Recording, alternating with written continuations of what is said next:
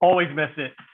She's just way too fast for me. Hey there, everybody. This is Kenny and Kenny Squared with the Sports on the Positive Tip podcast. It is a Wednesday. It is one of the best still times of the year for sports. We've got NBA playoffs. We've got baseball going, hockey playoffs getting ready to start. Kenny, how you doing, man? Well, I mean, I'm doing good. Yesterday, last couple days actually, it snowed. Yeah. So like it's crazy because like it's supposed to be spring. It's almost May and we're still getting snow. Wow. Well, speaking of which, snow reminds you of what sport? Football. And let's start there real quick because you're there in Cleveland. You've got the inside track a little bit. And so no one really talks much about minicamp, most football, unless you're really, really diehard. And if you're diehard, you might be watching the USFL, but that's a whole other story.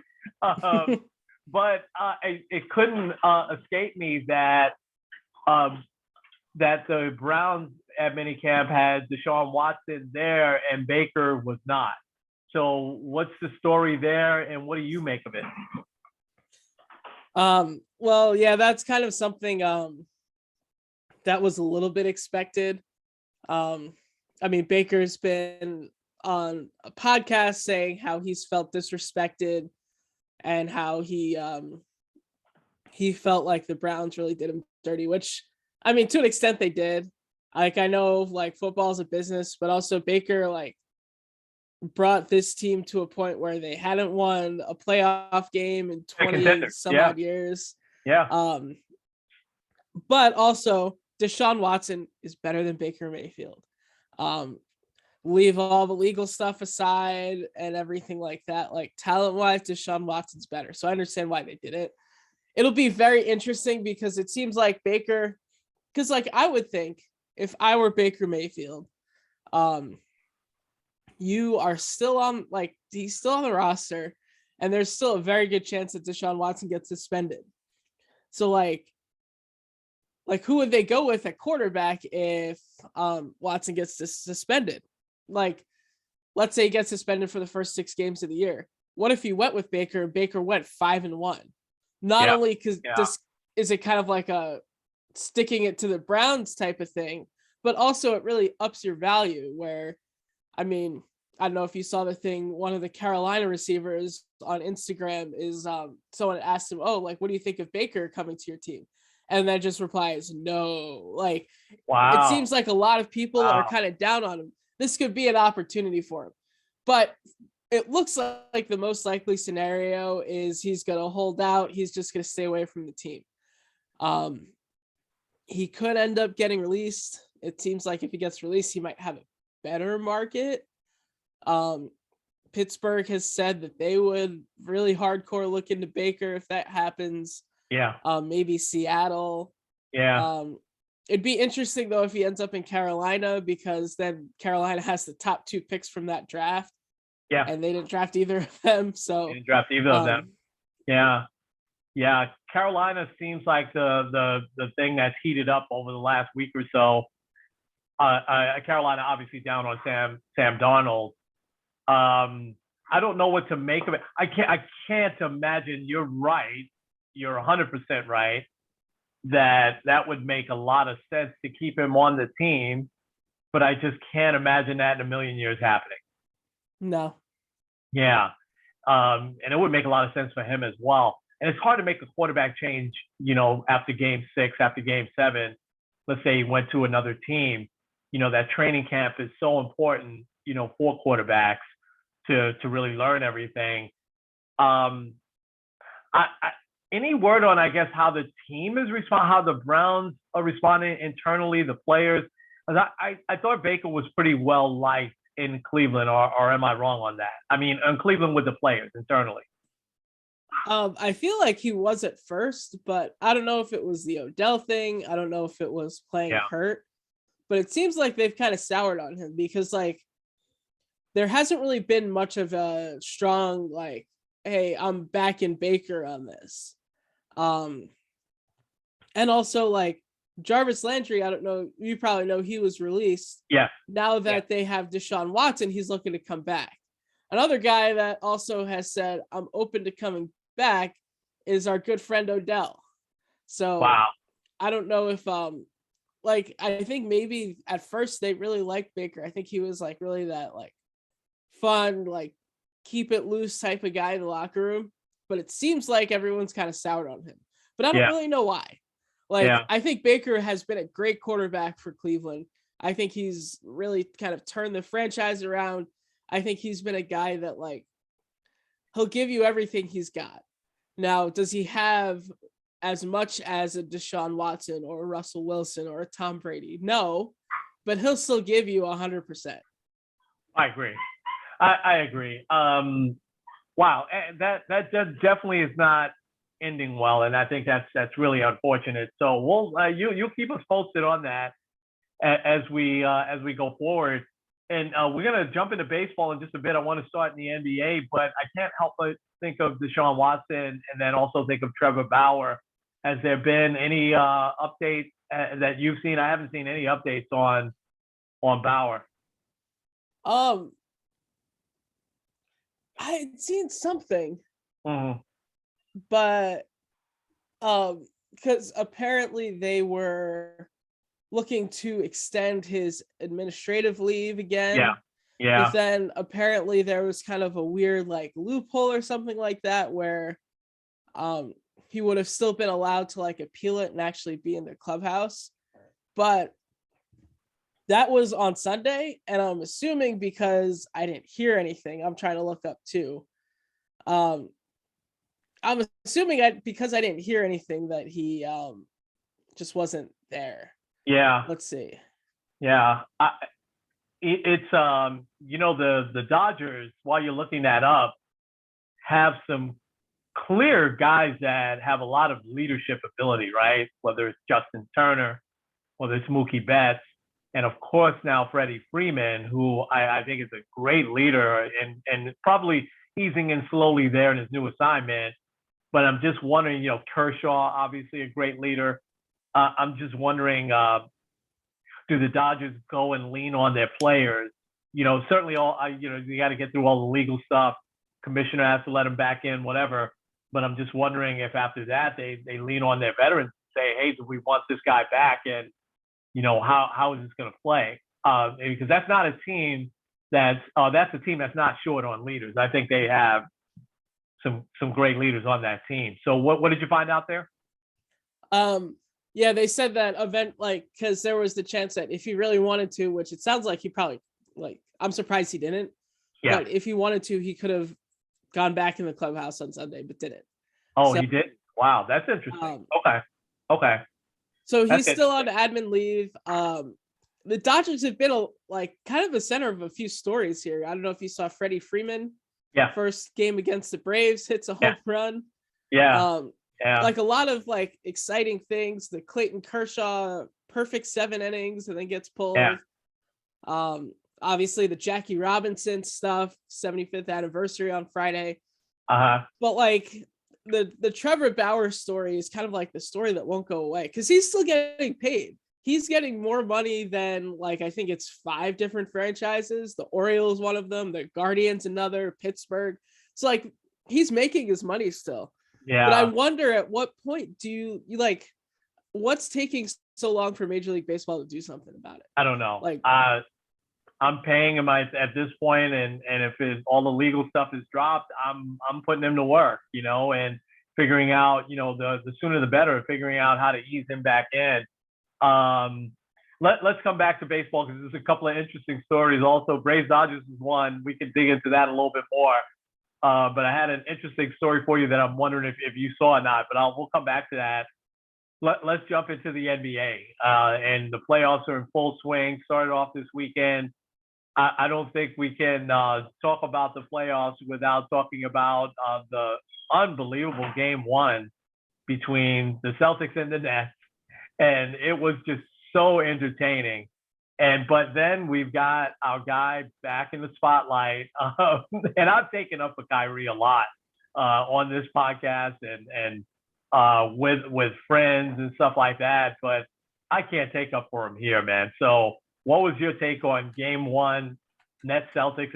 I'm still looking forward to game two tonight. But obviously Kyrie, the spotlight was a little bit more on him than it was on just that great play with Jason Tatum at the end there. What was your overall take on game one?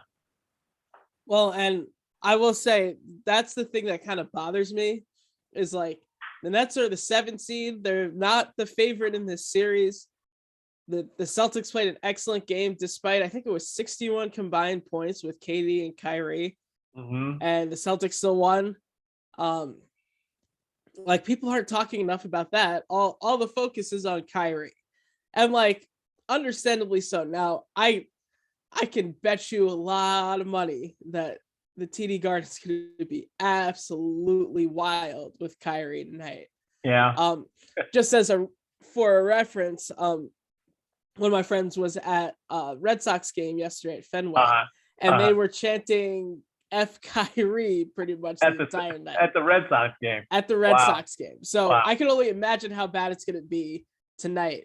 But like with Kyrie, I understand that fans can be brutal. I understand that fans can be hostile. I understand that fans could say a lot of things that you aren't necessarily allowed to say back.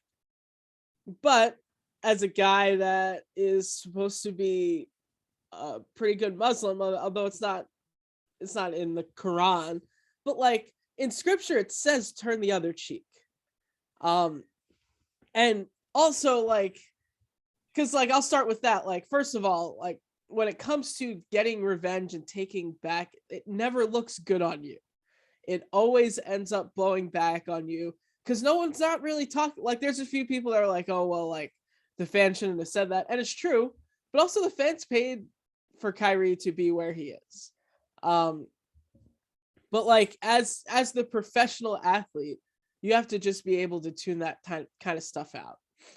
But then also take it from like a business perspective. If you like, let's say me working at the learning center, if one of the kids is cussing me out, I can't go up to them and do the same thing. I can't slap them in the face and give them the finger. Like when you're in a job, I know the NBA is probably one of the most unique jobs out there. Yeah. But still, like, you have to have that sense of professionalism. Yeah. Like, I'm sure you've dealt with people in your day where, like, an employee is yelling at a customer over something, and, like, it never ends well. Yeah. So, to me, like, I understand it's hard. I can never say that I've been in that situation. But at the same time, like, Kyrie, I'm sure that you have many different ways that you can just tune that out. Because he had a great game, but no one's talking about his great game because everyone's talking about the antics that he did throughout the game. And he also got fined $50,000 for it. So, which is nothing though, right? $50,000 for him is like $5 for you and I. I totally agree with everything you said. I've said this so many times on our podcast, and I know that the NBA, the fans are closer than they are in let's say, baseball or even hockey, where you have the glass there, separating the fans, and the NFL where they're set back. So I get that. I just do not understand why some of the NBA players, not all, a lot of them do a great job just totally ignoring them. But we saw Julius Randle this year. We saw Russell Westbrook this year. We've seen Kevin Durant in the past. We saw even LeBron James this year, Carmelo this year. I just don't understand how thin-skinned some of the NBA players are. And I'm sure they're hearing some horrible things. And so the security's got to crack down on that a little bit better, right? In these arenas, if they're saying, I mean, you can't stop a chant if it starts through the whole arena, you're gonna throw everybody else out. But some of the racial stuff and stuff like that, I get it. But oh my gosh, you just said it. It doesn't end well. It is lose-lose. And I think it bothered me. Two other things really bothered me. You said one of them, right? It overshadowed that he scored 45 points in game one against the Celtics, one of the best defensive teams in the league. They could not stop him, whether it was a three-point shot, whether it was driving in. they just could not stop him. And I think he had 8 or 9 steals. I mean, he just had an unbelievable game. And he is just right in his prime. I mean, it seems like he's been around for a long time. He's still very young. And so that certainly bothered me. But I gotta say, man, his excuse in the press conference after shows zero remorse. He said, I'm trying to match their energy. Really? So you scratching your head and putting both your middle fingers up, thinking that the TV cameras aren't catching this, or after hitting that 3-pointer, directly looking at someone and giving them the finger. I mean, and you're right. With I didn't realize he was a Muslim until recently, and so I'll think about some players that have been openly Muslim over the years, whether that's Kareem Abdul-Jabbar, whether that's Hakeem Olajuwon. Never came close to anything like that, and getting into it with the fans. and I just I don't know where that ends, because is it going to get worse tonight? Because you better believe those fans are going to be like, oh yeah, it's going to be horrible tonight.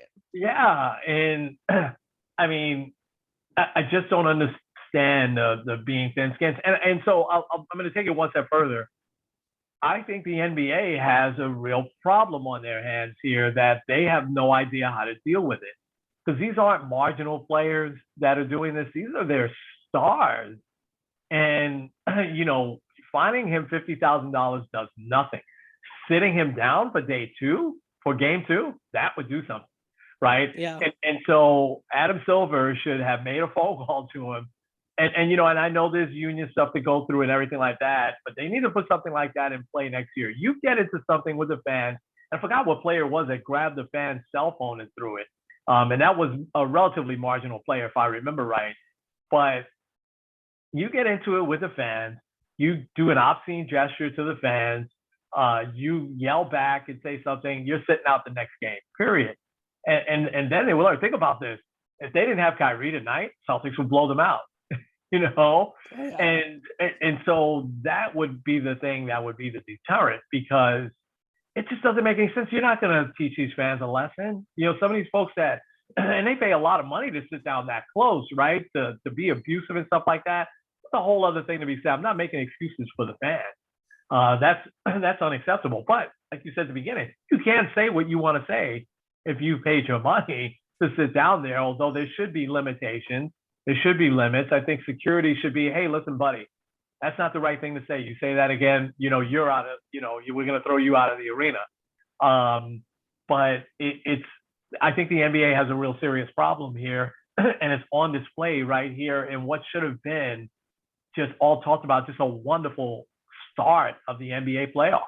This is, to me, the game itself was what the NBA playoffs are all about, because you're going to get more classic games like this throughout these next several weeks, right? Because these are some great matchups. So all that being said, let's focus now on the games itself. Anything surprise you in these first few games? I know the Pelicans knocked off the Suns last night. Did that surprise you? Yeah, that's a little surprising. Just real quick too, Yusuf Nurkic. Yeah. Nurkic? I don't know if I'm pronouncing it, but yeah. Like a guy like you've heard of. He was the cell phone guy. Let's see. Yeah, the Pelicans to me is probably one of the biggest surprises. Really, because I thought the Suns would just sweep everyone. But I guess you're gonna have a couple of games here and there. Oh, yeah. Yeah. Also, I think the team that's kind of been like the sleeping giant a little bit, it's been Golden State. Yeah. They've looked excellent against a guy that a lot of people think is going to end up winning the MVP. Yeah. So I think that they've been really good. I'm still kind of waiting for the shoe to drop in Philly, but it seems like they'll make it through the first round. They look good. Yeah. Embiid looks good, and he gets into a heated discussion with Nick Nurse. Say, hey, stop getting on the referees. You can't tell a coach that. Just let the coach say what they want to say. Yeah. But can I go back to the Pelicans for a second? Yeah. And listen, there's no way I think for a second they're going to beat the Suns. The Suns are both of our picks, right, to win the championship. But I have to say, them picking off a game in Phoenix and now going home where their fans have been nuts in this first round, and what this team has been through, and you know, starting out 1-12, that was right? They started out 1-12, Yeah. and they're in the playoffs. That's unbelievable. That has to be some sort of record. But uh, I think, you know, we didn't look at it much at the trading deadline, right? Because they were getting hot around that time, and then you know, they just torched the Knicks on the one of two nights that I got to actually go to Madison Square Garden. They just owned the Knicks that night, and so that was in the midst of their really good streak. But then they pick up C.J. McCollum, who is a winning ball player. I mean, he's a guy who, you know, now has the opportunity to be the top person there, and he's taken full advantage of it. He's been through these playoffs a lot of times before, and Portland went deep a few times into the playoffs. And you know, he's a very good defensive player. He's just very, very good. And so now, don't hear what I'm not saying though. I don't think they're going to beat Phoenix, but them stealing a game in Phoenix like that might make this a little bit of a longer series than Phoenix was expecting. Yeah.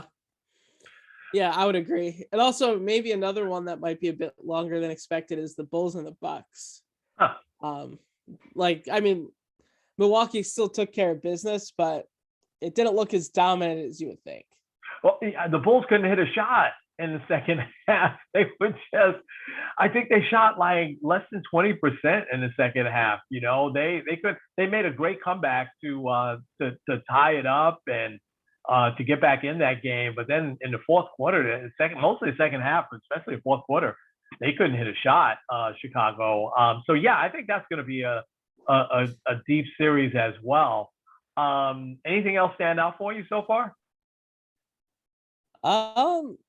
No, not really. I think one of the things to look out for would be whether Luka Doncic comes back, because that series will be interesting. Like whether he comes back or not. Like I feel like that'll kind of decide the series. Yeah, no doubt. But all eyes definitely on Boston tonight. I think you know, that's probably gonna be one of the most watched games. And you know, if I'm jumping back to Kyrie, or if I'm Steve Nash, if I'm Kevin Durant, if I'm, you know, veteran leader on that team, I'm sitting Kyrie down and saying, listen, you know, and Blake Griffin is still on that team, right? He doesn't seem to play. And who's our other guy that was with San Antonio for years? The forward. He sat out part of last year with a heart issue. LaMarcus Aldridge. Yeah, LaMarcus Aldridge. Yeah. I mean, you got some veteran guys on that team that you think will pull them to the side and say, listen, Kyrie, come on.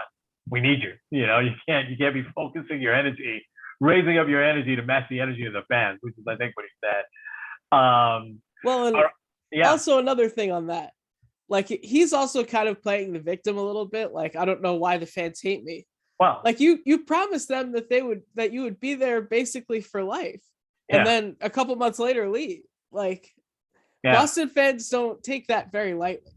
That's why they hate guys like Johnny Damon and Jacoby Ellsbury, guys like that. Like, they don't take that. And you delivered nothing there. And I hate to be harsh like that, but they were losing in the second round with him. You know, it was a bad fit, you know, right from the beginning. And he was one who orchestrated that trade, you know, to Boston, and it was a bad fit. And so, like you said, and Boston doesn't forget, man. I've been to games that are still booing Roger Clemens and yelling his name, you know. So they have long memories there. All right, let's jump into baseball. I have to start by asking you this. Did you see what happened with the Japanese pitcher? And I'm bringing this up because of Max Scherzer last night. You're talking about the guy that had a perfect game and then almost had another one? And they took him out. Yeah. So we thought the pitch count stuff was really just, you know, here with, you know, Major League Baseball, but I mean, this guy's on a roll. Johnny Vandermeer, right? I think is the name of the guy, the only person that's done that pitched 2 no-hitters in a row.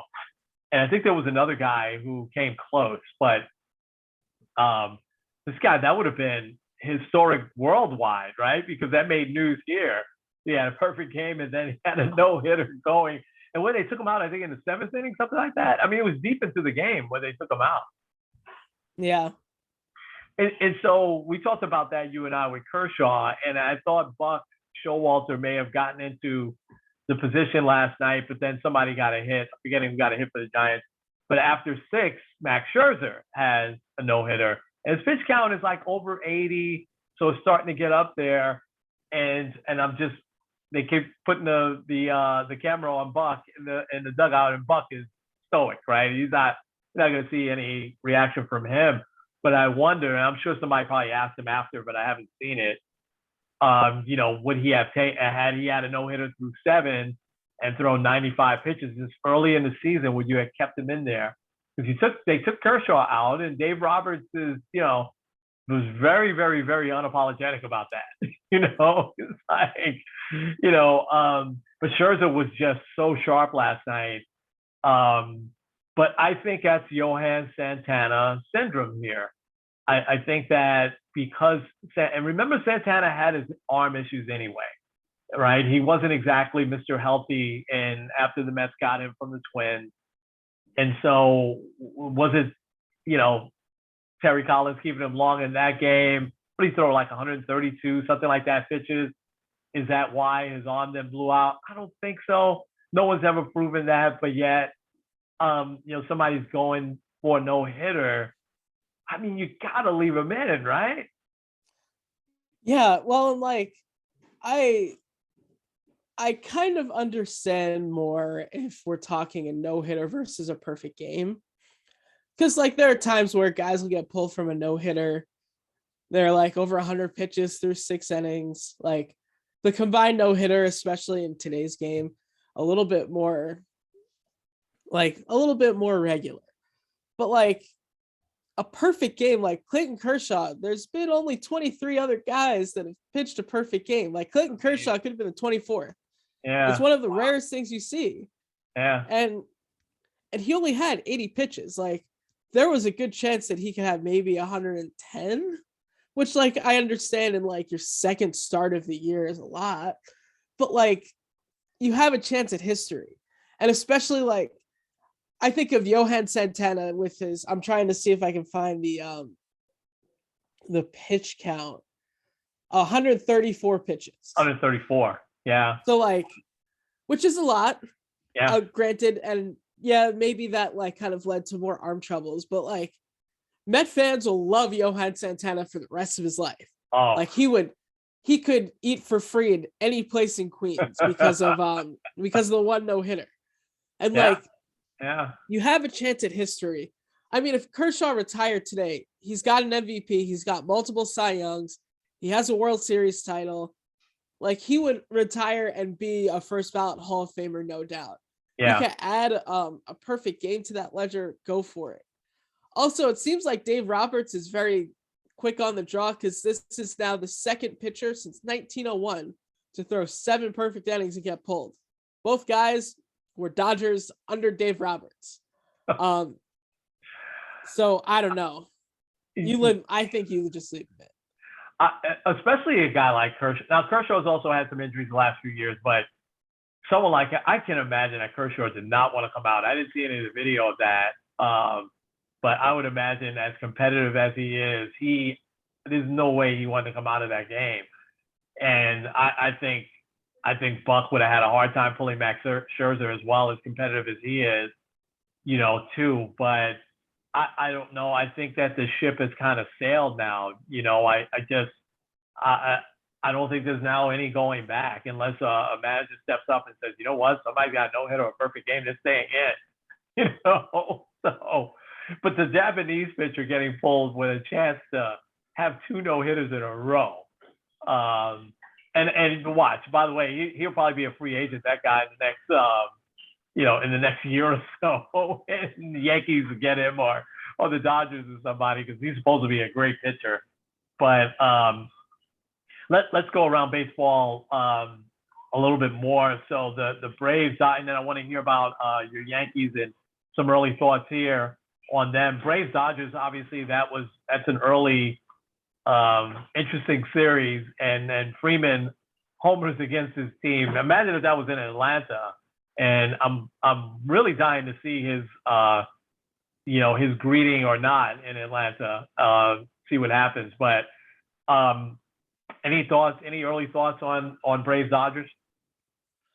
Well, hasn't it been the NLCS the last few years anyway? Yeah. Well, I guess not this past year. Good rivalry. Yeah. Oh no, yeah, it has been the last few years. So like last 2 years, it'll be interesting to kind of see if it happens again.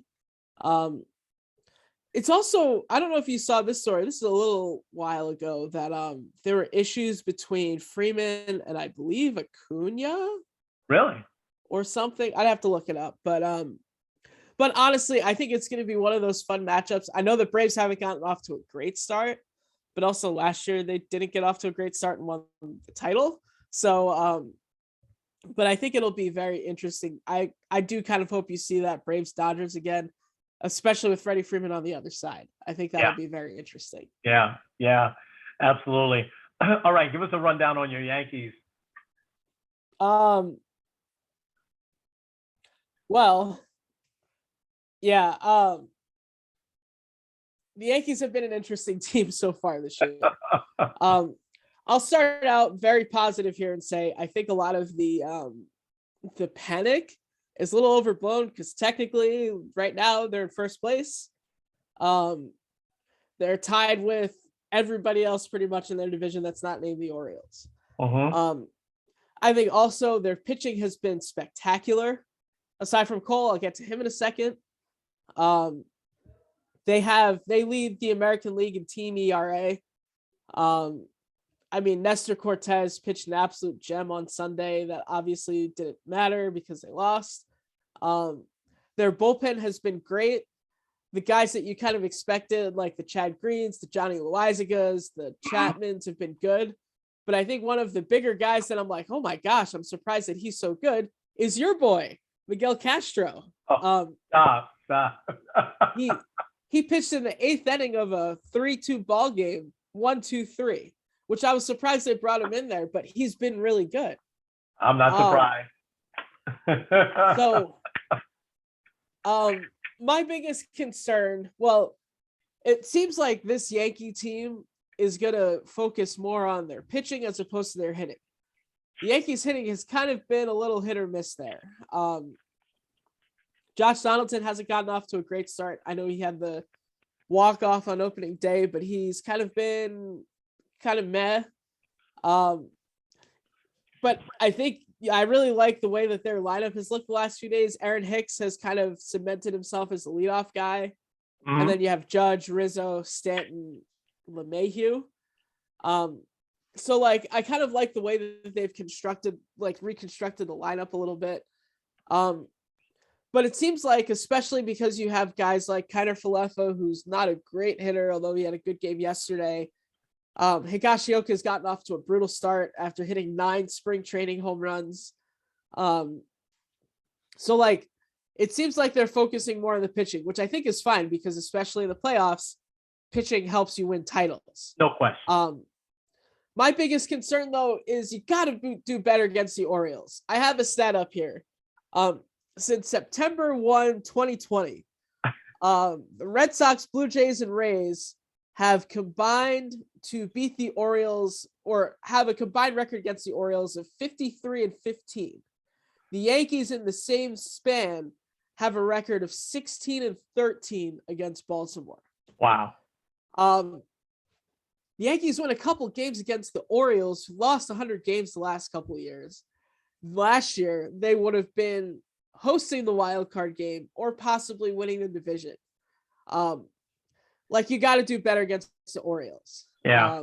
And they weren't bad last year against the Orioles. They were 11-8, but like when your division rivals are going 17-2, when they're going 15-4, like you've got to match energies there. Yeah. I think that's something to kind of look, because they do play the Orioles in a couple weeks here. That's something I think you got to go. I want to say you have to sweep them every time because that's unrealistic, but you got to at least win 2 out of 3. Yeah. Garrett Cole, I know a lot of people are panicking on him. I'm What's not worried about him yet. Yeah, what's wrong with him? I think for him, Mr. Creature of Habit really just needs some more time to kind of get his feet under him. He threw 5 1/3 spring training innings. That's it. And for a Yeah. guy that was Yeah. so mad because he had to wait 4 minutes to go and throw opening day, Creature I think habit. he needs. Yeah. I think he needs kind of he needs a little bit more time. If he's Yeah. still throwing duds at Memorial Day, I'll start to get a little worried. Yeah. But like the Yankees still have the best team ERA, and Garrett Cole hasn't been himself yet. Yeah. So I don't You're think not worried. You're not worried about Cole. Not yet. Okay. Give it a month. If he's still like looking really bad, I'll kind of wonder what's wrong with him. I'll wonder if the Yankees overpaid for him, which I mean they probably did anyway, but I'm not worried yet. Okay. Okay. Anyone in that lineup you're worried about? Looks like Stanton hit a couple of really big home runs. Anyone in that lineup you're seeing early on slumping that you're a little worried about? There's one, but I'll get to him later on. Okay. All right. That's my guy I'm rooting for. Okay. All right. And yeah, we'll jump to that in a second. I'll just give a quick on the Mets. I'm loving what I'm seeing. They're 9-3. Doubleheader sweep of the 107 win last year Giants was pretty big, obviously, yesterday. Listen, I've said this. I'll probably say this all year long. The difference for the Mets is Showalter, and I think that them having a veteran manager now who knows what he's doing is just so big for them, and so their pitching has been good. Their bullpen has been shaky. I won't mention the guy that we got for Castro. Actually was good yesterday, but for the most part, it's been the one person I'm worried about is Seth Lugo, who's a big key. We need him for like the 7th, 8th inning, and he looked good yesterday. But up until that point, he had his velocity was down. And again, you have to take in consideration what you just said about Cole, how it's very short spring training. He's a guy who throws 5, sometimes even 6 pitches. So, he probably needed that spring training. So, but he's a big key to the team, I think. And I think also, I'll reveal there's a guy that I'm rooting for too, that I said for the beginning of the year. So I'll reveal that in a second. Well, actually, I'll start our new segment, which is, who are you rooting for this week? And so we're saying maybe somebody within the teams that you like, and maybe one person outside of the teams that you like, right? Yeah. All right, I'll give you my 2 real quick, and then you can explain your 2, and we'll get ready to wrap up. So I said a few weeks back that the other big key for the Mets was Francisco Lindor getting off to a tremendous start, and a stat came through yesterday. I didn't realize he's only one of like 4 or 5 players in history to have, I think, 3 or 4 straight seasons of over 40 doubles and over 30 home runs. And so the talent is definitely there. I mean, and some of the names on that list was, I think it's 5 guys, and he's one of the 5. And I know Miguel Cabrera is one of them. And then it's 3 immortal guys, and I just don't remember. Who they were. But he is off to a great start. It seems like last year is a distant memory. He got the game-winning hit in the doubleheader yesterday. He got the tying hit with 2 outs, which was big. And then he got the game-winning hit with 2 outs, which was big. So he looks comfortable in his own skin. He almost made a terrible error in the 10th throwing error, but Pete Alonso kind of saved him. Had to go to replay for them to call him out. So Lindor is a guy I always liked. I thought that he's a guy who would make it in New York. We've seen it so many times, Kenny, with the Mets. I mean, there's only 2 players that came to mind for me. I'll say 3 if you add in Johan Santana, who was good right from day one. But Carlos Delgado and Yoenis Cespedes were the only 2 big trades that they got that their first years in, they had big years. Cespedes, as soon as they got him at that trading deadline, was just going crazy, right? But you can count from Carlos Beltran, That's to less so than many Jason others. Bay. Oh my God, Jason Bay. But Jason Bay never recovered. At least Beltran, after his first year, he had a great second year. Bobby Bonilla, I know we make fun of him, but he actually had two really good years with the Mets. His second year and his third year. Um, but there were so many that in that first year, like Bonilla, like Beltran, Roberto Alomar never recovered. Carlos Baerga never really recovered. These big trades, it seems like they struggle in their first year. And so he kind of fit that norm. I'm just glad he's bounced back now here in a second. I'm expecting a huge year from him. And he's a big, big key. So I'm rooting hard for him this week to keep up the hitting that he's been doing. Second one, you might be a little bit surprised. I'm not a Net fan, even though it's Brooklyn and I'm in New York. I've never been a Net fan. But there is just something, because I think he's just been kind of underrated. I know it's hard to say that, but I always thought he's been a little bit in LeBron James's shadow. I always thought that he took a ton of heat, and probably deservedly so, for going to Golden State from Oklahoma City. But I've just always, he still is very thin-skinned.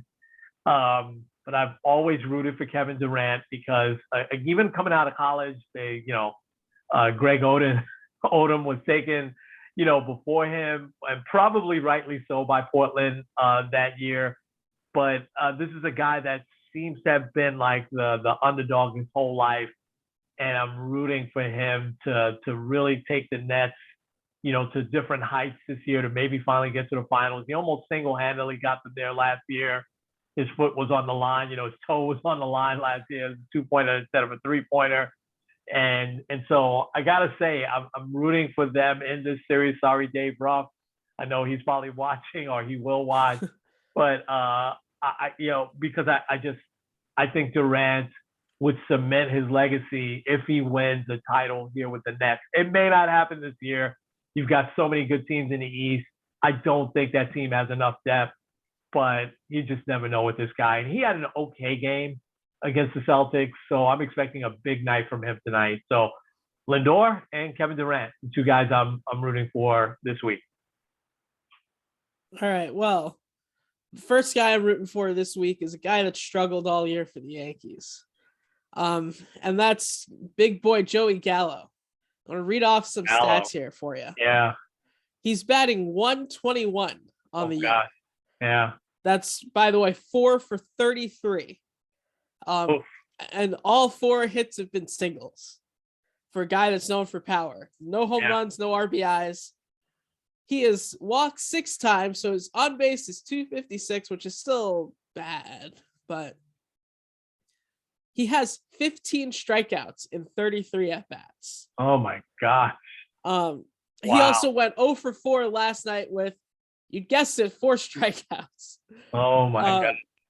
So he's just looked lost at the plate. I think for him, he might need like a day off or whatever, but I'm rooting for him to start turning it around. Oh yeah. It's not going to be very long before he starts losing playing time. As it is, the Yankees kind of have 10 guys for 9 positions. You kind of have seen the carousel, whether it's Gleyber Torres taking a day off, DJ LeMahieu. He's going to start losing playing time, especially since Aaron Hicks is playing well. They've done the outfield configuration with Hicks in left, Stanton in center, or Judge in center, Stanton in right. And then more than likely, usually when that happens, Josh Donaldson is the DH. And then you have LeMahieu at second, Torres, or LeMahieu third, Torres at second. So like it's been a lineup that they've done a few times. They might start doing it more. Gallo right now is batting hardcore in the 7th spot, which like a couple of years ago, he was like the number 3 hitter. I know, granted for Texas, but still. He's got to start turning it around. But also, like, if he starts going, this Yankee lineup is very deep and it's very balanced lefty righty wise. Yeah. So, like, I understand he's a 3 true outcome guy, walk, strikeout, home run guy, but it's been a little bit of walks, all the strikeouts, and no home runs. Yeah. I'm hoping Joey Gallo can hit a big home run in a big spot this week. Yeah. Because also Yankee fans will turn on him quickly. I feel like a lot of guys are like, well, you're supposed to be good, and now you're not doing anything. So I'm rooting for Joey Gallo. Another guy I'm kind of rooting for this week would be Marant. Okay. I love that that whole series between Memphis and Minnesota. To me, Yeah. it's like it's one of the more fun series because like a lot of times when you have these teams that are like kind of for the first time getting into the playoffs, you usually don't see them in the second round. Yeah. But whether Minnesota wins or Memphis wins, which I think Memphis will win, at least one of them is going to be in the second round. Granted, they are probably going to face Golden State, so good luck. Yeah. But I'm rooting for Morant. I hope that he continues to show the NBA that he's a really good player. It's starting to look like you had mentioned the Greg Oden and Kevin Durant. I think we're starting to see 2.0 of that with Zion Williamson boy. and Morant. Yeah. So I mean, hopefully not for Zion's sake, but maybe you should have come to the Knicks and you wouldn't have gotten hurt. But you know, Yeah. whatever. He still might, it was tough to watch. Have you seen the video with him dunking? He looks a good like 30 pounds overweight, which is surprising, and it looks like he almost couldn't get up to do that. It was a tomahawk jump. It looked like it took him a bit, and then he was limping a little bit when he came down. I don't want to take away from Morant though. 55 games that team won this year, and he is absolutely a star and a great player. And I agree with you. That's a fun series with two teams not really expected. You think about the NBA powerhouses, you don't think of Minnesota and Memphis. But Memphis is going to be an interesting run here. I think they'll win. I'm with you. I think they'll win that series, but it'll be a really, really interesting run to see what they do, throughout with Marant. I go back to Joey Gallo for 1 second. He seems like a guy that you love to root for, but isn't at this point in his career, and now he's not nearly as bad as he's been, and we've seen guys like Mark Teixeira and guys like that get off to horrible starts. Teixeira seems like he would every year, and then warm up. But I think Gallo kind of is who he is, right? He's a strikeout home run guy. I mean, great fielder, and you can put him at first base too, which I don't think the Yankees will. But, but I almost think he's almost, he kind of is who he is at this stage in his career, don't you think? Yeah, and he'll have that stretch where he'll hit like 5 home runs in a week or hit 10 over the course of a month. But you'll take it though. Yeah, I'll take that though. Yeah, with the strikeouts, because he kind of is who he is. He reminds me, he's better than Dave Kingman, but as a kid, he reminds me of Dave Kingman when I was a kid rooting for him because, he'd strike out 5 times in a row and then he did a moonshot, walk-off home run. But Gallo's better than that, but and he'll snap out of it. He'll snap out. The thing is, he's not used to this New York crowd either. And the Yankee fans can be, pretty tough. I think they're giving him the benefit of the doubt right now, which is good. So, all right. Well, listen, lots going on. This is going to be a fun week. So why don't you wrap us up? Let me get a little music going here and go ahead and wrap us up. All righty. This is Kenny Squared End. Kenny. With Sports on the Positive Tip. Enjoy the playoffs, and we'll see you guys next week. Absolutely.